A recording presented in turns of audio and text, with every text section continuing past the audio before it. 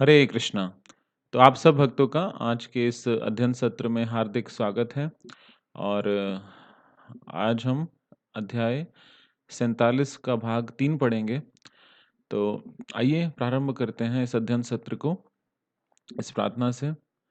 कृष्णा कृष्णा कृष्णा कृष्णा कृष्णा कृष्णा कृष्णा हे कृष्णा कृष्णा कृष्णा कृष्णा कृष्णा कृष्णा कृष्णा हे कृष्णा कृष्णा कृष्णा कृष्णा कृष्णा कृष्णा रक्षा माम् कृष्णा कृष्णा कृष्णा कृष्णा कृष्णा कृष्णा पाहि माम् राम राघव राम राघव राम राघव रक्षा माम् कृष्णा केशव कृष्णा केशव कृष्णा केशव पाहि माम्। श्रील प्रभुपाद जी का प्रणाम मंत्र। नमः ओम विष्णुपादाय कृष्णापृष्ठाय भूतले श्रीमते भक्ति वेदांत स्वामिन इति नामिने। नमस्ते सारस्वते देवे गौरवाणी प्रचारिणे निर्विशेषा शून्यवादी पाश्चात्य देशा तारिणे। हरे कृष्णा कृष्णा कृष्णा हरे हरे हरे राम राम राम हरे हरे। तो ये जो अध्याय है इसमें हम पढ़ रहे हैं कि उद्धव जी जो गोपियों से उनकी वार्तालाप हो रही है, तो उद्धव जी भगवान श्री कृष्ण का एक संदेश लेकर मथुरा से भगवान के निर्देशन पे वृंदावन आए हैं और पहले वो नंद महाराज से मिले और उसके बाद फिर गोपियों से उनकी बातचीत अभी चल रही है।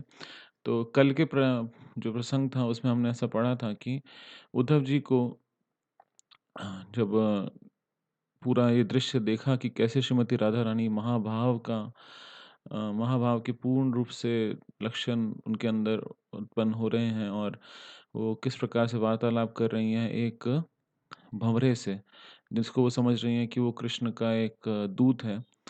तो उद्धव जी समझ गए कि गोपियों ने तो उच्चतम स्थिति प्राप्त कर ली है संसार में जो व्यक्ति प्राप्त कर सकता है।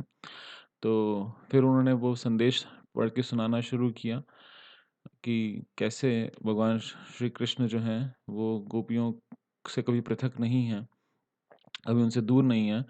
तो जब ये पूरा प्रसंग और उस लेटर को, उस संदेश को जो गोपियों ने सुना, तो उनको थोड़ा-सा आश्वासन मिला कि हाँ, थोड़ा-सा पैसिफ़ाई हो गई कि कृष्ण हमसे दूर नहीं है, बल्कि भगवान ने उस संदेश में ये भी कहा कि मैंने जानबूझकर उद्देश्य मैं तुमसे दूर गया हूँ ताकि तुम सदा ही मेरा चिंतन कर सको, हमेशा मैं तुम्हारे साथ हूँ। तो हमारे बीच में कभी कोई वियोग या सेपरेशन वाली बात तो हो ही नहीं सकती। तो कल का जो अध्याय था उसको हमने जहाँ पे समाप्त किया था, हम आगे वहीं से अब पढ़ते हैं। अतः गोपियों ने उद्धव का स्वागत प्रसन्न पूर्वक किया।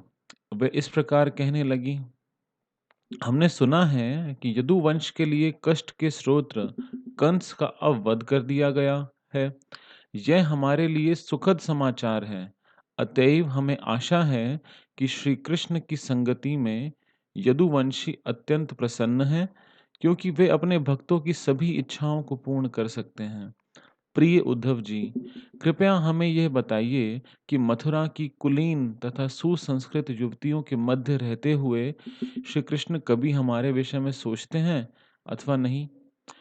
हमें ज्ञात है कि मथुरा की नारियां और कन्याएं ग्राम बालाएं नहीं हैं, क्योंकि वो बोल रहे हैं कि वो विलेज गर्ल्स तो नहीं हैं, वो बहुत सुसंस्कृत और अच्छे कुल में उनका जन्म हुआ है।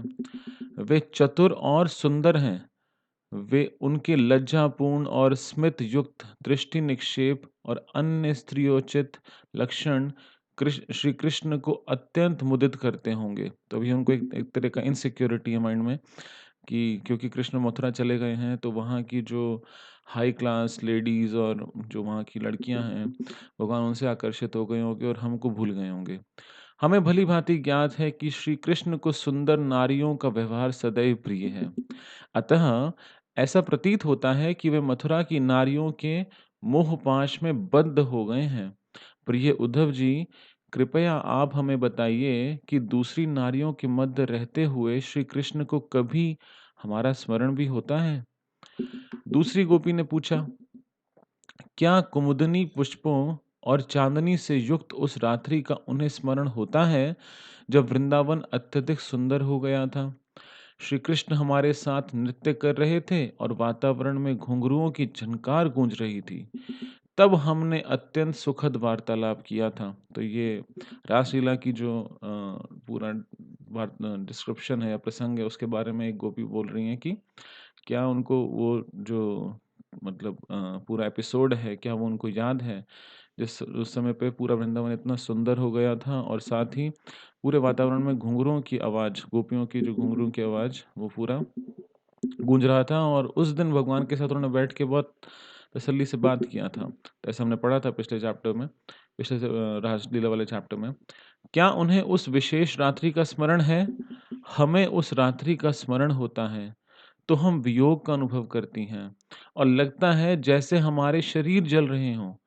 क्या इस अग्नि को बुझाने के लिए वे वृंदावन आने का प्रस्ताव रखते हैं, जैसे वर्षा द्वारा दावाग्नि बुझाने के लिए आकाश में बादल प्रकट होते हैं?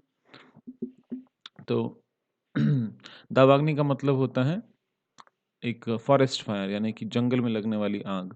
तो जंगल में लगने वाली आग को कोई फायर ब्रिगेड या इस टाइप से कोई नहीं बुझा सकता, उसको केवल बादल ही बुझा सकते हैं। तो इसलिए एक गोपी ये पूछ रही है कि जो हमारे अंदर ये वियोग की जो अग्नि है, हमारे ऐसा लग रहा है कि हमारा शरीर जल रहा है, क्या इसको बुझाने के लिए श्री कृष्ण आएँगे? एक अन्य गोपी ने कहा, श्री कृष्ण ने अपने शत्रु का वध कर दिया है और विजयी की तरह कंस के राज्य को प्राप्त कर लिया है। हो सकता है कि अब तक उन्होंने किसी राजकुमारी से विवाह कर लिया हो और अपने स्वजनों और मित्रों के मध्य अत्यंत सुखपूर्वक रह रहे हों। अतएव श्री कृष्ण अब इस वृंदावन ग्राम में क्यों आने लगे? तो एक क्षण उनको आशा है, दूसरे क्षण उनको निराशा है कि पता नहीं हो सकता है कृष्ण की शादी भी हो गई हो और उसने किसी राजकुमारी से विवाह कर लिया हो, तो यहाँ पे क्यों आएँगे? एक अन्य गोपी ने कहा, श्री कृष्ण भगवान हैं, वे लक्ष्मी के पति हैं और आत्मनिर्भर हैं। उन्हें ना तो हम जैसे वृंदावन की वन बालाओं से, ना ही मथुरा की नगर बालाओं से कोई प्रयोजन है। श्री कृष्ण महान परमात्मा हैं, यहाँ या वहाँ उन्हें हम में से किसी से भी कोई प्रयोजन नहीं है। तो देखते हैं गोपियाँ जो हैं, भले ही वो बहुत सिंपल काहर्ड ग्राम बालाएँ हैं, बहुत इनोसेंट हैं, लेकिन शास्त्रों का उन्हें पूरा ज्ञान है।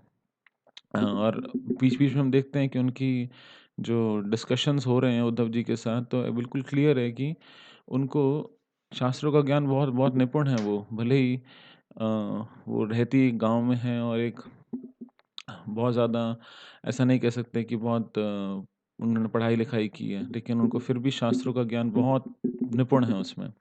एक अन्य गोपी ने कहा, श्री कृष्ण के वृंदावन में हमारे पास लौट आने की अपेक्षा करना हमारी एक अनुचित आशा है। इस स्थान पर हमें निराशा में भी सुखी होने का प्रयास करना चाहिए। महान वैश्या पिंगला ने भी कहा है कि निराशा सबसे बड़ा सुख है। तो पिंगला का प्रसंग जो है हम श्रीमद् भागवतम में पढ़ते हैं और यहाँ पे गोपी जो हैं, एक गोपी पिंगला का उदाहरण दे रही हैं कि पिंगला ने क्या कहा है कि निराशा सबसे बड़ा सुख है। हम सबको सब बातों का ज्ञान है, किंतु हमारे लिए श्री कृष्ण के पुनः वापस लौटने की आशा का त्याग करना अत्यंत कठिन है। जिनके वक्ष पर लक्ष्मी जी का नित्य निवास है, उन श्री कृष्ण के साथ हुए एकांत संभाषण को कौन भूल सकता है? चाहे श्री कृष्ण उसकी कामना ना करें, पर वह युवती श्री कृष्ण को नहीं भूल सकती। तो भले ही भगवान उस गोपियाँ से कह रही हैं कि भगवान हमें हो सकता है भूल गए हों, लेकिन हम उस रात्रि को उस उन पूरा एपिसोड को जब भगवान के साथ हमारा वार्तालाप हुआ तो हम उसे नहीं भूल सकते। प्रिय उद्धव जी, वृंदावन नदियों, वनों और गौओं की भूमि है। यहाँ मुरली की ध्वनि सुनाई दी थी और अपने ज्येष्ठ भ्राता बलराम जी के साथ श्री कृष्ण ने हमारे सानिध्य में इस वातावरण का आनंद लिया था।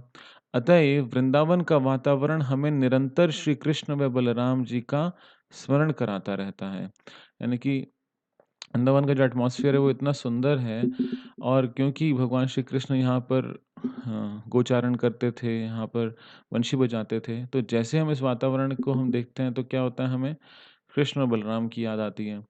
श्री देवी लक्ष्मी के आश्रय श्री कृष्ण के चरण चिन्हों की छाप वृंदावन की भूमि पर है और इन चिन्हों के कारण हम कृष्ण को नहीं भूल सकी हैं। गोपियों ने आगे भी कहा कि वृंदावन अभी भी समस्त वैभव व सौभाग्य से परिपूर्ण है। जहाँ तक भौतिक आवश्यकताओं का प्रश्न है, वृंदावन में कोई भी कमी नहीं है। किंतु इस वैभव के होते हुए भी वे श्री कृष्ण व बलराम जी को नहीं भूल सकती। भले ही वृंदावन के अंदर सभी वैभव, सौभाग्य सब कुछ है यहाँ पर, लेकिन इतना सब कुछ होने के बाद भी इतनी सुख सुविधाएँ होने के बाद भी वो कृष्ण और बलराम को नहीं भूल सकती।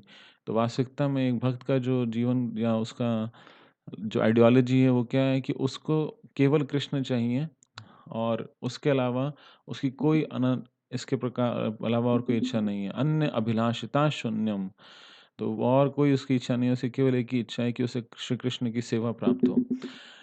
श्री कृष्ण की चाल, उनकी मुस्कान और उनके विनोदी शब्द आदि उन सुंदर श्री कृष्ण के विभिन्न आकर्षक लक्षणों का हम निरंतर स्मरण करती रहती हैं। श्री कृष्ण के व्यवहार ने हमें पूरी तरह से हर लिया है और उन्हें विस्मृत करना हमारे लिए असंभव है। हम सदैव उनकी प्रार्थना करती रहती हैं और कहती हैं, प्रिय भगवन, प्रिय लक्ष्मीपति, हे वृंदावन के स्वामी और दुखी भक्तों के मुक्तिदाता, अब हम दुख के सागर में गिरकर डूब गई हैं। अतएव कृपया आप पुनः वृंदावन लौट आइए और हमें इस दयनीय स्थिति से मुक्ति दिलाइए। तो वो अपने हृदय का जो प्रार्थना है वो कह रही हैं कि अब हम पूर्ण रूप से सागर में, दुख के सागर में डूब गई हैं। तो आप प्लीज़ वृंदावन वापस आ जाइए और हमको इस दयनीय स्थिति से मुक्ति दिलाइए।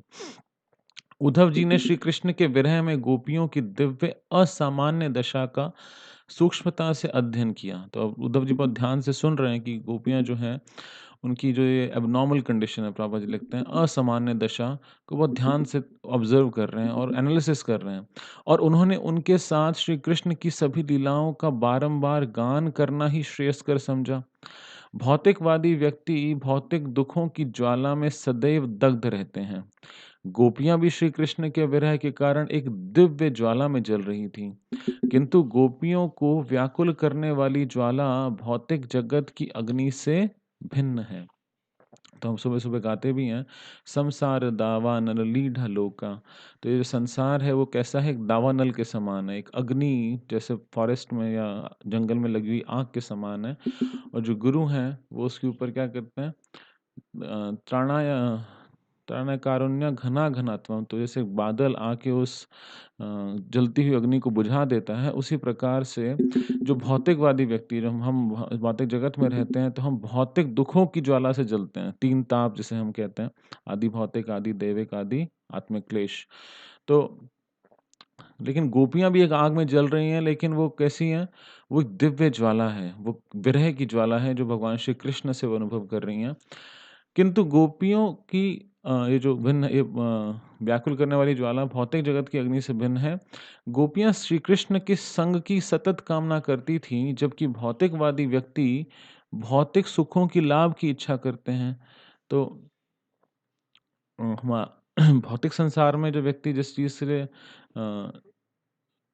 कामना करता है वो क्या है कि उसको धन, वैभव, ऐश्वर्य प्राप्त हो। लेकिन गोपियों का एकमात्र इच्छा क्या थी कि वो भगवान श्री कृष्ण की सतत संग की कामना करती थी।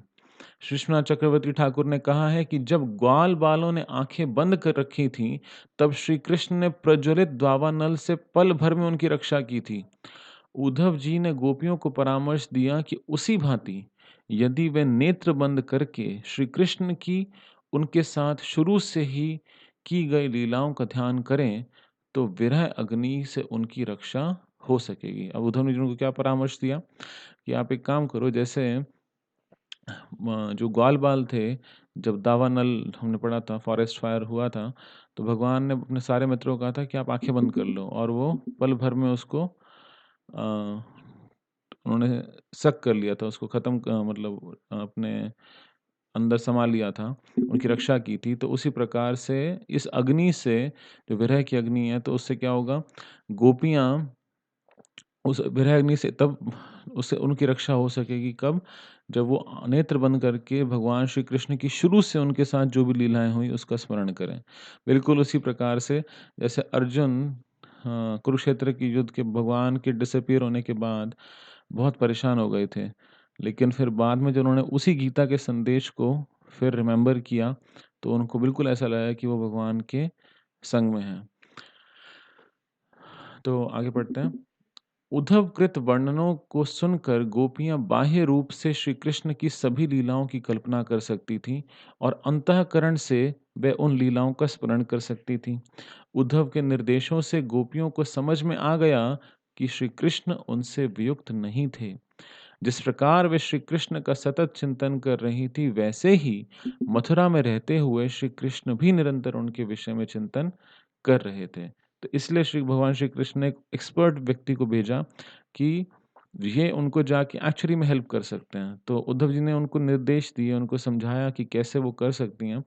और जो भगवान जो उद्धव जी जो वर्णन कर रहे थे, तो बाहरी रूप से वो श्री कृष्ण की लीलाओं की कल्पना कर रही हैं और अंतःकरण में वो इंटरनली उसको स्मरण कर रही हैं।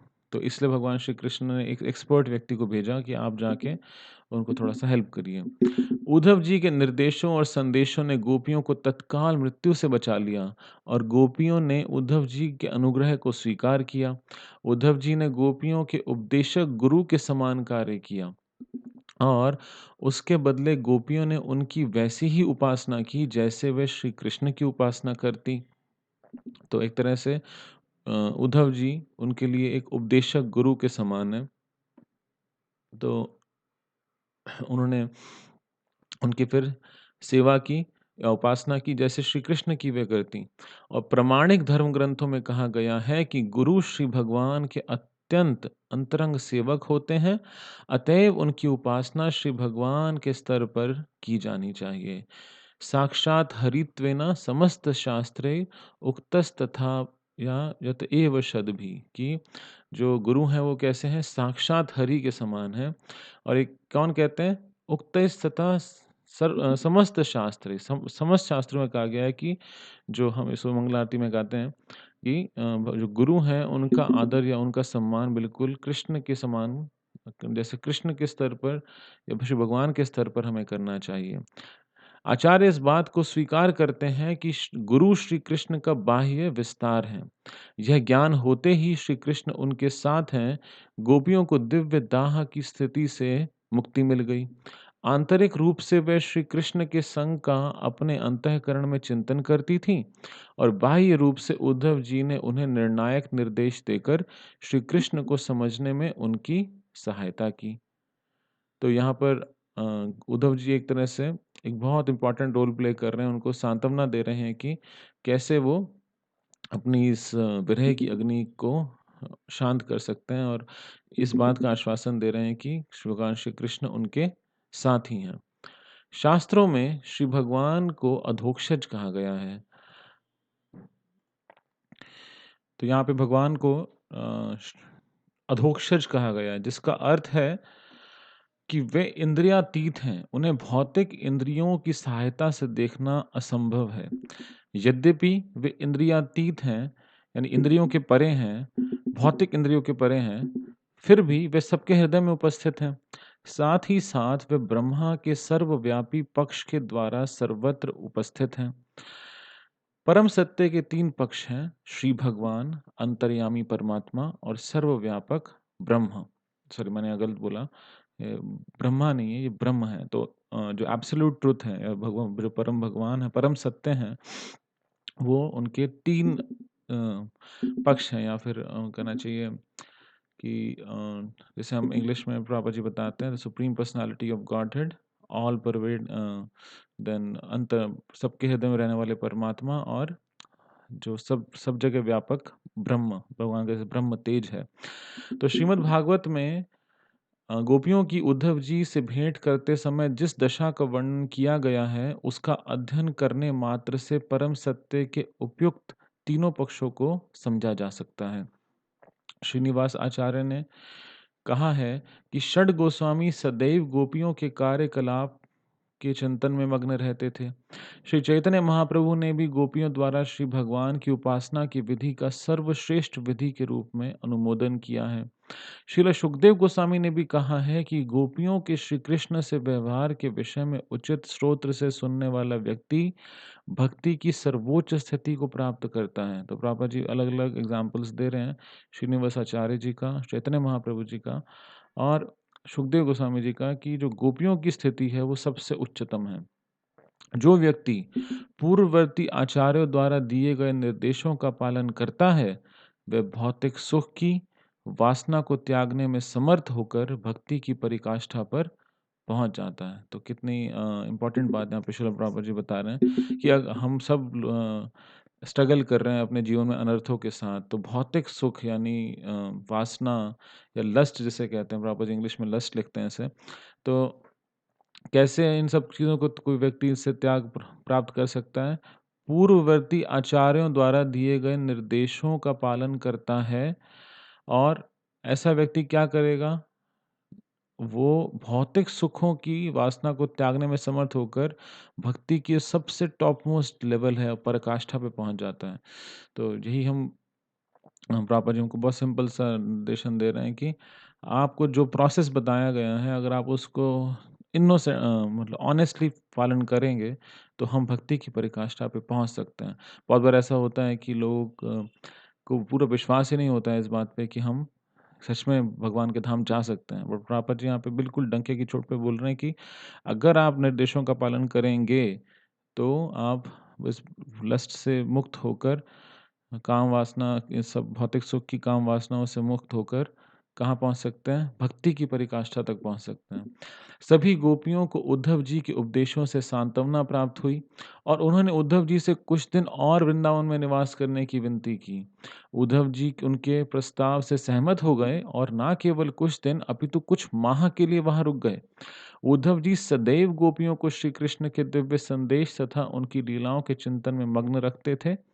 गोपियों को ऐसा प्रतीत होता था कि मानो उन्हें प्रत्यक्ष श्री कृष्ण की संगति का लाभ मिल रहा हो। तो उद्धव जी को उन्होंने रिक्वेस्ट किया कि आप थोड़ा और समय रुक जाइए, तो वो कुछ महीने रुके वहाँ पे और उद्धव जी क्या करते थे, उनको दिव्य संदेश जो गोपियाँ थीं श्री कृष्ण के दिव्य संदेश तथा उनकी लीलाओं के चिंतन में मग्न रखते थे, क्योंकि उनको विरह भावना होती थी। तो उद्धव जी उनको हेल्प करते थे कि उनकी जो विरह भावना कम हो, कैसे कि उनका जो भगवान श्री कृष्ण की लीलाएँ और उनके संदेश को बार-बार उनको स्मरण या चिंतन में रख के उनको वो शांत गोपियाँ जो थीं वो पैसिफाइड थीं। तो और उनको ऐसा लग रहा था गोपियों को कि वो डायरेक्ट कृष्ण के संगति में हैं। जब तक उद्धव जी वृंदावन में रहे, वहाँ के निवासियों ने उनकी संगति का आनंद उठाया। जब वे श्री कृष्ण के कार्यकलापों की चिंता चर्चा करते, तो दिवस क्षणों के समान व्यतीत हो जाते। पता नहीं लगता दिन कब निकल गया। वृंदावन का प्राकृतिक वातावरण और यमुना नदी की उपस्थिति, विभिन्न प्रकार के फल-पूर्ण वृक्षों के सुंदर निकुंज, गोवर्धन पर्वत, गुफाएं तथा खिलते हुए पुष्प आदि सभी उद्धव जी को श्री कृष्ण लीला का गान करने को प्रेरित करते थे। वहाँ के निवासियों ने उद्धव जी की संगति का उसी भांति आनंद उठाया जिस भांति वे श्री कृष्ण की संगति का आनंद उठाते थे, क्योंकि वो दिखते ही बिल्कुल भगवान श्री कृष्ण जैसे थे। और तो उन सबको, जो भी वृंदावन के निवासी थे, उनको बिल्कुल ऐसा ही आनंद प्राप्त हुआ जैसा श्री कृष्ण की संगति। चूँकि गोपियाँ श्री कृष्ण पर पूर्णतः आसक्त थीं, अतः उनमें इस भाव-भंगिमा के प्रति उद्धव जी आकर्षित थे। श्री कृष्ण के लिए गोपियों की व्याकुलता से उद्धव जी को प्रेरणा प्राप्त हुई। वे गोपियों को आदरपूर्वक प्रणाम करने लगे और उनके दिव्य गुणों की स्तुति में उन्होंने इस प्रकार के गीत रचे। अब उद्धव जी इतने उनको प्रेरणा मिली कि गोपियों का क्या भाव है श्री कृष्ण के प्रति कि उन्होंने उनकी दिव्य गुणों की एक बारे में एक प्रार्थना लिखी। तो क्या उन्होंने क्या गीत लिखा? मानव जीवन प्राप्त सभी जीवों में गोपियाँ अपने जीवन के ध्येय में सर्वोत्कृष्ट रूप से सफल हैं। उन्हें विचार पूर्ण रूप से उनके विचार पूर्ण रूप से श्री कृष्ण के चरण कमलों में मग्न हैं। मुक्तिदाता मुकुंद श्री कृष्ण के चरण कमलों पर ध्यान केंद्रित करने का प्रयास महर्षि और हम सभी करते हैं, किंतु गोपियों ने श्री कृष्ण को प्रेम से अंगीकार कर लिया है, अतः उन्हें सहज ही इस बात का अभ्यास हो गया है। तो ये जो स्तुति है, ये जो सॉन्ग है, उद्धव जी ने रचा है, तो एक्चुअली ये संस्कृत में है, लेकिन अब हम इसका हिंदी ट्रांसलेशन पढ़ रहे हैं। तो वहाँ पे वो क्या बता रहे हैं कि वैसे तो सब लोग प्रयास करते हैं श्री कृष्ण के चरण कमलों को उनका चिंतन करने का, ध्यान केंद्रित करने का, सब लोग करते हैं। लेकिन जो गोपियाँ हैं, उनके लिए बहुत आसान है, क्योंकि उन्होंने भगवान श्री कृष्ण के प्रेम को अंगीकार कर लिया है। वे किसी यौगिक साधन का आश्रय नहीं लेती हैं। इस सब से यह निष्कर्ष निकलता है कि जिस व्यक्ति ने जीवन में गोपियों जैसी स्थिति प्राप्त कर ली है, उसे ना भगवान ब्रह्मा के रूप में अथवा ब्राह्मण परिवार में जन्म लेना पड़ता है और ना ही ब्राह्मण की भांति दीक्षा लेनी पड़ती है। यानी कि वो इस जो नियम है, वर्णाश्रम के नियम हैं, इन सब से ऊपर उठ जाता है वो व्यक्ति। तो यहाँ पे उद्धव जी गोपियों की स्थिति का गुणगान कर रहे हैं। श्री उद्धव जी ने भगवत गीता में भगवान श्री कृष्ण के निम्नलिखित वचनों की पुष्टि की। उचित प्रयोजन से श्री कृष्ण की शरण में आने वाला व्यक्ति चाहे शूद्र हो अथवा स्त्री हो अथवा निम्न वर्ण का हो, उसे जीवन का सर्वोच्च लक्ष्य प्राप्त होगा। गोपियों ने समस्त जगत के लिए भक्ति का एक मानदंड स्थापित कर दिया है। श्री कृष्ण का निरंतर चिंतन करके गोपियों के चरण चिन्हों पर चलकर व्यक्ति आध्यात्मिक जीवन की सर्वोच्च सिद्धावस्था को प्राप्त कर सकता है। वास्तविकता में अगर देखें तो गोपियाँ बहुत सिंपल सी एक गाँव की लड़कियाँ हैं। लेकिन उन्होंने इस पूरे जगत के लिए एक स्टैंडर्ड सेट कर दिया है कि अगर आपको कृष्ण भक्ति करनी है तो ये इस लेवल पे होनी चाहिए। और उद्धव जी एक बात और यहाँ बता रहे हैं कि जैसे भगवान श्री कृष्ण गीता में बताते हैं कि भले ही कोई व्यक्ति किसी भी भले वो शूद्र हो, स्त्री हो, वैसे तो कलयुग में कलौ शूद्र संभव है, सभी शूद्र हैं। तो स्त्री हो या किसी और निम्न वर्ण का हो, उससे फ़र्क नहीं पड़ता। हम देखते हैं राम जी की लीला में भी जो केवट थे, वो कोई बहुत ऊँची जाति के नहीं थे। लेकिन उन्होंने भगवान की भक्ति की और उन्होंने भगवान की कृपा प्राप्त की। तो उसी प्रकार से जो गोपियाँ हैं, वो भी बहुत सिंपल से एक परिवार से हैं, कोई बहुत ऊँचे कुल से नहीं है, कोई ब्राह्मण ब्राह्मण कुल से नहीं है, वो वैश्य परिवार से ही थे। लेकिन सुखदेव गोस्वामी, चैतन्य महाप्रभु, श्रीनिवासाचार्य सभी उद्धव जी उनको इतना गुणगान कर रहे हैं कि ये जो स्थिति इन्होंने प्राप्त की है, ये टॉप मोस्ट है। तो इसलिए हम किस स्थिति भौतिक जीवन की किस स्थिति में हैं वो मैटर नहीं करता है। हम अगर जो गोपियों का भाव है कि पूर्ण रूप से भगवान श्री कृष्ण की ओर समर्पित रहना, ये इसको अगर अपनाएँ तो हम भक्ति की जो जीवन की सर्वोच्च सिद्धावस्था है, वो व्यक्ति प्राप्त कर सकता है। गोपियों का जन्म किसी अत्यंत सुसंस्कृत परिवार में नहीं हुआ था। वे अहीर पुत्रियां थीं। फिर भी उन्होंने सर्वोच्च श्री कृष्ण प्रेम को विकसित कर लिया था। कृष्ण जो परमात्मा है, परमेश्वर है और परम ब्रह्म है। आत्म साक्षात्कार अथवा भगवत साक्षात्कार के लिए उच्च कुल में जन्म लेना आवश्यक नहीं है। इसके लिए केवल भगवत प्रेम को विकसित करने की आवश्यकता होती है। कृष्ण भावनामृत में सिद्धि प्राप्त करने के लिए परमानंद श्री कृष्ण की प्रेममय सेवा में निरंतर संलग्न रहने के अतिरिक्त और किसी योग्यता की आवश्यकता नहीं होती है। यानी कि क्या है वो तरीका? कृष्ण भावनामृत में अगर आपको सिद्धि प्राप्त करनी है तो क्या करना होगा? श्री कृष्ण की प्रेममयी सेवा में निरंतर संलग्न रहना। यानी कि प्रभु जी बताते हैं, अहेतुकी अप्रतिहता, यानी कि ऐसी भक्ति जिसके पीछे ना तो कोई हेतु हो, यानी सेवा जो हो प्रेममयी हो, और इसके अलावा निरंतर, यानी कि उसके अंदर कोई ब्रेक ना हो कि आज किया, आज माला किया और उसके बाद फिर 4 दिन नहीं किया, या फिर जब मन किया तब किया, तो ये नहीं। भगवान श्री कृष्ण की प्रेममयी सेवा, और इसके लिए और कोई योग्यता की आवश्यकता नहीं है। श्री कृष्ण समस्त सुख के सागर हैं और सर्वोत्कृष्ट अमृत हैं। कृष्ण भावनामृत को अपनाने का प्रभाव अमृतपान करने की भांति है। चाहे इसका ज्ञान हो अथवा ना हो, इसका प्रभाव तो होगा ही। तो बहुत अच्छी बात बता रहे हैं प्रभुपाद जी कि कृष्ण भावनामृत कैसा है? बिल्कुल अमृतपान के करने के समान है। अगर कोई व्यक्ति अमृत पी ले, अब भले उसे चाहे इसका ज्ञान हो या ना हो, उसका प्रभाव तो होगा ही। उसको अमृत का जो क्वालिटी है, तो उसको उससे फ़ायदा होएगा ही। प्रॉपर जैसे एग्ज़ाम्पल देते हैं कि अगर किसी बच्चे को पता ही ना हो कि ये आग है, अब उसको अगर नहीं भी पता है, चाहे वो बच्चा है, चाहे वो बूढ़ा है, चाहे वो एडल्ट है, अगर वो हाथ को अगर आग की तरफ बढ़ाएगा, तो उसका हाथ जलेगा। तो हमें भले ही ज्ञान हो ना हो, लेकिन अगर हम कृष्ण भावनामृत को अपनाएँगे तो उसका प्रभाव होगा ही। कृष्ण भावनामृत का क्रियाशील सिद्धांत बिना यह विचार किए कि कोई कहाँ और कैसे जन्मा है, सर्वत्र प्रकाशित होगा। तो भले इसीलिए हम देखते हैं कि इस्कॉन जो सोसाइटी शुरुआत हुई, हिप्पीज़ के बीच में हुई। उन तो कृष्ण भावनामृत जो है वो हम सबके हृदय में है, लेकिन प्रभुपाद जी ने हमें एक ऐसा तरीका दिया जिससे कि श्री चैतन्य महाप्रभु ने एक तरीका दिया कि हरिनाम करके हम उस जो सुसुप्त चेतना है, वो जो छुप गई है, वो चेतना ढक गई है भौतिक संसार के आवरण से, वो फिर से निखर कर बाहर आ जाती हैं। और हम देखते हैं कि आज इस्कॉन के टेम्पल्स कहाँ नहीं है, पूरे इस विश्व में हैं, और अफ्रीका में भी हैं जहाँ पे मतलब, और यूएस में भी हैं, इंग्लैंड में भी हैं, ऑस्ट्रेलिया में भी हैं। तो ऐसे पूरे विश्व में भक्त लोग प्रेज़ेंट हैं, और ऐसा नहीं कि सिर्फ़ इंडियंस, सभी लोग वहाँ पे भक्त हैं। तो इसीलिए यहाँ पे क्या बता रहे हैं कि चाहे कोई कहाँ का और कैसे भी जन्मा हो, ये कृष्ण भावनामृत का जो प्रिंसिपल है, यह प्रकाशित होगा ही होगा। जो कोई कृष्ण भावनामृत को अपनाएगा, उस पर श्री कृष्ण निस्संदेह अपनी कृपा दृष्टि करेंगे।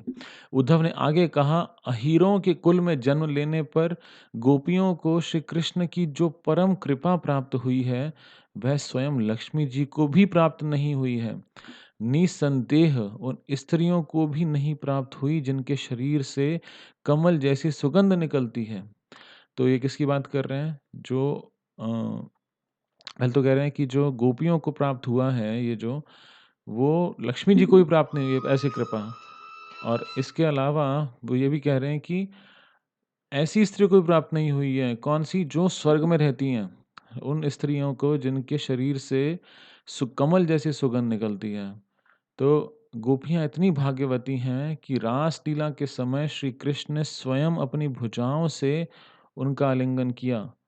तो और उनका सौभाग्य, उद्धव जी बता रहे हैं कि जो चीज़, जिस चीज़ के लिए लालायित रहती हैं लक्ष्मी देवी, उस चीज़ को गोपियों ने बहुत सरलता से प्राप्त किया। श्री कृष्ण ने प्रत्यक्ष उनका चुम्बन लिया था। गोपियों के अतिरिक्त यह सौभाग्य प्राप्त करना तीनों लोकों में किसी भी स्त्री के लिए संभव नहीं है। अतः मैं वृंदावन के में एक पौधे अथवा लता के रूप में जन्म लेना चाहता हूँ। तो ये देखिए उद्धव जी क्या प्रार्थना कर रहे हैं कि मेरे को किस तरह के रूप में एक जन्म दे दीजिए? एक लता के रूप में, जो इतनी भाग्यशाली है कि गोपियाँ उनके पाँव तले रौंदती हैं, उन्हें पाँव तले रौंदती हैं। यानी कि मैं उनके चरण कमलों की अब ऐसे तो डस्ट ले लूँ, वो तो उनके रज ले नहीं सकता। तो एक काम करिए, मुझे एक लता बना दीजिए कि गोपियाँ मेरे पे उस चलती हुई चली जाएँ। हमने ऐसी ही प्रार्थना सुनी थी, जैसे ब्रह्मा जी ने प्रार्थना की थी कि मुझे आप एक घास का तिनका बना दीजिए वृंदावन के अंदर, ब्रजभूमि के अंदर, बट अगर मेरी इतनी क्वालिफ़िकेशन भी नहीं है, तो कोई बात नहीं, आप मेरे को वृंदावन के बाहर बना दीजिए, वृंदावन के एरिया के बाहर बना दीजिए। बिल्कुल सिमिलर सी उन्होंने घास के तिनके घास बनने का इच्छा की थी, लेकिन यहाँ पे जो उद्धव जी हैं, वो क्या प्रार्थना कर रहे हैं कि मुझे एक लता बना दीजिए। तो मैं वृंदावन में एक पौधे अथवा लता के रूप में जन्म लेना चाहता हूँ, जो इतने भाग्यशाली हैं कि गोपियाँ उन्हें पाँव तले रौंदती हैं। गोपियों ने मुक्तिदाता कृष्ण मुकुंद की, जिन्हें महर्षि मुनि ढूँढते रहते हैं, अत्यंत प्रेम से सेवा की है। उनके लिए गोपियों ने सब कुछ त्याग दिया, अपने परिवार, अपनी संतान, अपनी सखियाँ, अपने घर-बार तथा सभी संसार की आसक्ति। उद्धव जी गोपियों की इस उन्नत स्थिति का महत्व समझते थे और उनके चरणों पर गिरकर उनकी चरण रज को शिरोधार्य करना चाहते थे। उनके जो पाँव की मिट्टी अपने सर पे लगाना चाहते थे, किंतु गोपियों से उनकी चरण रज माँगने का उन्हें साहस नहीं होता था। उन्हें भय था कि वे संभवतः इसके लिए सहमत नहीं होंगी। तो उनको लगता था कि गोपियाँ मुझे देंगी नहीं, अपने चरणों की रज। तो अतएव उनकी इच्छा थी कि गोपियों को ज्ञात हुए बिना वे उनकी पद धूलि लेकर सिर पर लगा लें और वृंदावन की भूमि पर तुच्छ घास अथवा वनस्पति बन जाएं। तो उनकी भी यही प्रार्थना है कि मुझे लता या एक पौधा बना दीजिए, जिससे कि गोपियां मेरे सर के ऊपर से पाँव रख के चलें, मुझे उनकी रज प्राप्त हो जाए। गोपियाँ श्री कृष्ण के प्रति इतनी आकर्षित थीं कि जब वे उनकी मुरली का स्वर सुनती थीं, तो तत्काल अपना परिवार, संतान, सम्मान और स्त्री सुलभ लज्जा को त्याग कर उधर दौड़ जाती थीं, जहाँ श्री कृष्ण खड़े रहते थे। उन्हें इसका भी ध्यान नहीं रहता था कि वे पथ पर जा रही हैं अथवा वन में, तथा अदृश्य रूप से वृंदावन की छोटी घास तथा वनस्पतियों को उनकी चरण रज प्राप्त हो जाती थी। तो गोपियाँ जब भगवान श्री कृष्ण की मुरली सुनती थी, तो वो बिल्कुल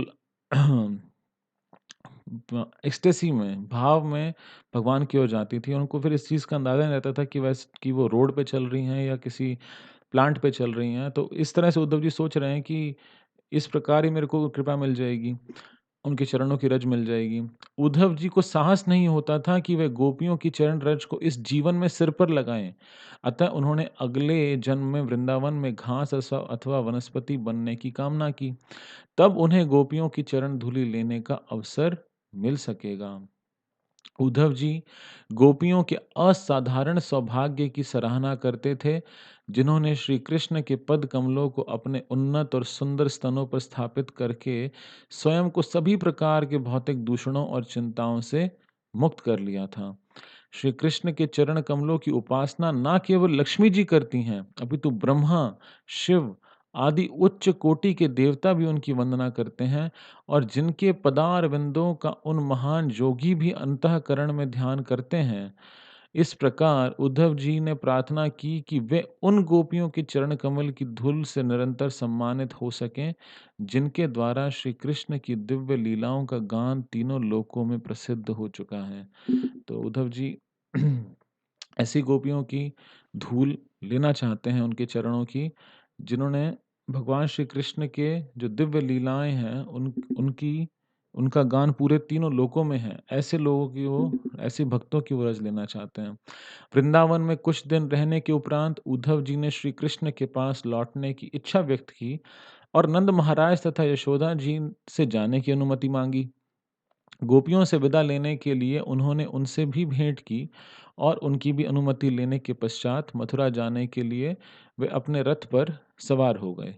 जब उद्धव जी जाने के लिए तत्पर थे, तब नंद महाराज तथा यशोदा सहित वृंदावन के सभी निवासी उन्हें विदा करने के लिए वहां आए। तो कुछ समय रहने के बाद, कुछ महीने रहने के बाद उद्धव जी वापस जा रहे हैं मथुरा।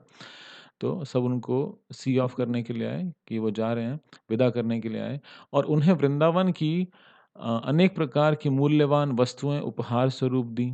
श्री कृष्ण के प्रति प्रगाढ़ आसक्ति के कारण अश्रुपूरित नयनों के साथ उन्होंने अपनी भावनाओं को अभिव्यक्त किया। वे सभी उद्धव जी का आशीर्वाद चाहते थे। उनकी कामना थी कि वे सदैव श्री कृष्ण के यशस्वी कार्यकलापों का स्मरण करते रहें। उनके मन सदैव श्री कृष्ण के पद कमलों पर केंद्रित रहें, कि उनकी इच्छा थी। तो सभी वृंदावन वासी क्या सोच रहे हैं कि आप हमें ऐसा वरदान दीजिए, ऐसी कृपा कीजिए, ऐसा आशीर्वाद दीजिए। उद्धव जी से प्रार्थना कर रहे हैं कि हमारा मन सदैव भगवान में केंद्रित रहे। लेकिन वो तो ऑलरेडी उस स्थिति में है। तो और उन्होंने फिर उनको क्या दिया? उन्होंने मूल्यवान वस्तुएँ उपहार में भी दी, बहुत सारे गिफ्ट्स भी दिए वहाँ पे उनको। तो ताकि वो भगवान श्री कृष्ण को आगे जाके फिर वो प्रेज़ेंट करेंगे। उनके शब्द सदैव श्री कृष्ण के यशोगान में संलग्न रहें और उनके शरीर सदैव श्री कृष्ण को प्रणाम करते रहें और वे निरंतर श्री कृष्ण का चिंतन करते रहें।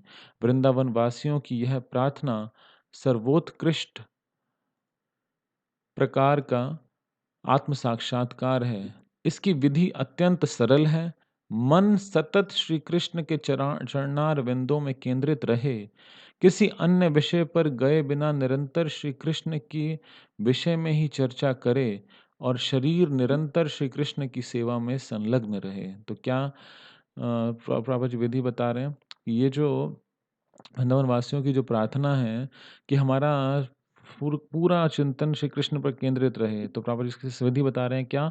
कि मन श्री कृष्ण के चरणों में रहे और किसी विषय के ऊपर गए बिना निरंतर श्री कृष्ण के बारे में चर्चा करें और शरीर यानी कि मन, वाणी और शरीर इन तीनों से हम भगवान श्री कृष्ण की सेवा में लगे हुए हैं।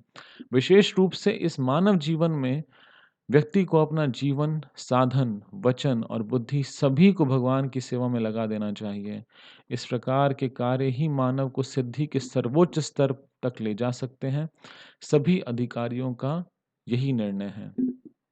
तो कर्मणा मनसा वाचा हमको यहाँ पे क्या करना चाहिए? भौतिक जगत में रहते हुए जो मानव जीवन हमें मिला है तो हमें इसे उच्चतम स्थिति में ले जाने का प्रयास करना चाहिए। वृंदावन के निवासियों ने कहा, भगवत इच्छा तथा अपने कर्म फल के अनुसार हम जहाँ कहीं भी जन्म लें, इससे कोई अंतर नहीं पड़ता, किंतु हमारी एकमात्र प्रार्थना है कि हम केवल कृष्ण भावनामृत में संलग्न रहें। भगवान श्री कृष्ण के शुद्ध भक्त कभी भी स्वर्ग या वैकुंठ अथवा गोलोक वृंदावन गमन की कामना नहीं करते, क्योंकि अपनी व्यक्तिगत संतुष्टि के हेतु उनकी कोई इच्छा नहीं होती है। शुद्ध भक्त स्वर्ग और नरक को एक समान समझता है। श्री कृष्ण के बिना स्वर्ग भी नरक के सदृश है। अगर उस व्यक्ति को स्वर्ग के सुख भी मिल जाए तो उसको नरक समझता है अगर कृष्ण नहीं हो, और श्री कृष्ण के साथ नरक भी स्वर्ग है। जब उद्धव जी का वृंदावन के शुद्ध भक्तों द्वारा समुचित आदर कर लिया गया, तब वे अपने स्वामी श्री कृष्ण के पास मथुरा लौट आए। भगवान श्री कृष्ण और बलराम जी के सम्मुख सादर प्रणाम करके वे वृंदावन के निवासियों के अद्भुत भक्तिमय जीवन का वर्णन करने लगे। तब वृंदावन के वासियों ने उन्हें जो भी उपहार दिए थे, वे सब उद्धव जी ने श्री कृष्ण के पिता वसुदेव जी तथा श्री कृष्ण के नाना उग्रसेन जी को अर्पित कर दिए। इस प्रकार लीला पुरुषोत्तम भगवान श्री कृष्ण के अंतर्गत गोपियों को श्री कृष्ण का संदेश प्रदान करना नामक 47वें अध्याय का भक्ति वेदांत तात्पर्य पूर्ण हुआ। तो फिर वृंदावन से वापस उद्धव जी पहुँचे। वो सारा मैसेज जो उन्होंने वहाँ पे गोपियों का वहाँ से उनको प्राप्त हुआ था संदेश, वो आके श्री कृष्ण को पूरा वर्णन किया और साथ में जो गिफ्ट्स उन्हें मिले थे, वो आके वसुदेव जी और उग्रसेन जी को दिए। तो उद्धव जी की यात्रा बहुत ही ग्लोरियस है। बहुत हम देखते हैं उद्धव जी जो हैं वो एक लता के रूप में अभी भी वृंदावन में हैं, जैसे उनकी अभिलाषा थी। और हम जब गोवर्धन की परिक्रमा अभी जाने वाले हैं हम 2, 3, 4 अप्रैल को, तो हम जाएँगे उद्धव कुंड। तो वहाँ पे उद्धव बिहारी जी के दर्शन भी हम करेंगे। तो जो उद्धव जी हैं, वो सदैव वृंदावन क्षेत्र में रहते हैं और भगवान की सेवा करते हैं। तो इस अध्याय ये हमारे लिए बहुत प्रेरणादायक है कि कैसे हम भगवान श्री कृष्ण की सेवा कर सकते हैं और उनकी कृपा को प्राप्त कर सकते हैं, गोपियों के चरण चिन्हों पर चलकर। तो इस अध्याय को हम ये यहाँ समाप्त हो गया। तो आज हमारी परीक्षा होगी रात्रि 8:30 बजे। तो आप सब भक्तों का आज के इस अध्ययन सत्र में भाग लेने के लिए हार्दिक धन्यवाद। श्रील प्रभुपाद की जय, अनंत कोटि वैष्णव वृंद की जय, निताई गौर प्रेमानंदे, हरि हरि बोल।